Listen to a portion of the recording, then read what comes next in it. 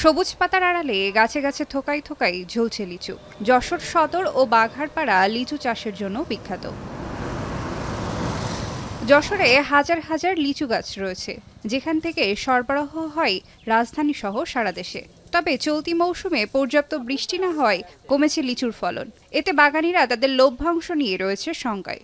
অন্যবার থেকে এইবার যে ফলন হয়েছে 4 ভাগের 1 ভাগ ফলন হয়েছে, কিন্তু মাল খুব সীমিত পুড়িয়ে গেছে রোদের তাপমাত্রায়। অল্প হয়েছে, কিন্তু দামটা মনে হয় একটু আগের থেকে একটু বেশি আছে। লিচু যা হয়েছে, আপনার লিচু তো অর্ধেকের বেশি নষ্ট হয়ে গেছে। যশোরের মধু গ্রামের কৃষক আব্দুল হালিম তার 24টি লিচু গাছে পর্যাপ্ত ফল না হলেও গাছ পরিচর্যায় খরচ করেছেন 50,000 টাকা। তবে সব খরচ বাদ দিয়ে থাকবে না লাভের টাকা। একই অবস্থা যশোর অঞ্চলের অন্যান্য চাষিদেরও। ওষুধ পানি এইসব মিলিয়ে প্রায় 50,000 টাকা খরচ হয়ে যাবে।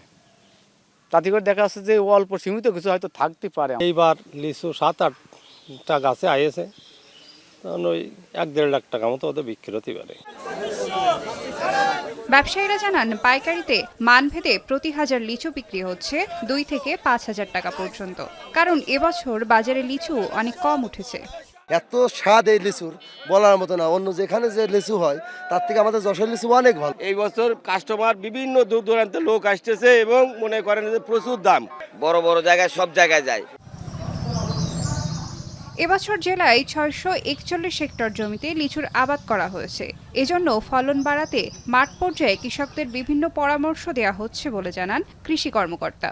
ভালোভাবে যাতে কৃষক হারভেস্ট করতে পারে, লিচু হারভেস্ট করতে পারে এবং বাজারজাত করতে পারবে, তার জন্য কারিগরি যে জ্ঞানের দরকার সেটা আমরা কৃষকদেরকে দিয়ে আসছি।